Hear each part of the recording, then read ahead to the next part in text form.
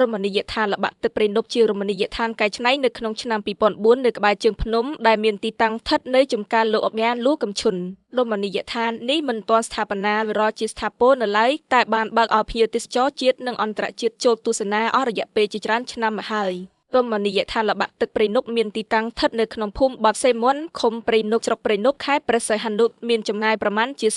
39.2ក្រុងព្រះសីហនុនេះដោយធ្វើដំណើរតាមផ្លូវជាតិលេខ4មកដល់ភូមិសាស្ត្រខាងលើហើយត្រូវបត់ចូលតាមផ្លូវក្រាលគ្រូក្រហមមួយខ្សែប្រហែលជា3គីឡូម៉ែត្រដោយចំណាយរយៈពេលត្រឹមតែ15នាទីយើងនឹងទៅដល់រមណីយដ្ឋានកែច្នៃទឹកធ្លាក់ព្រៃនប់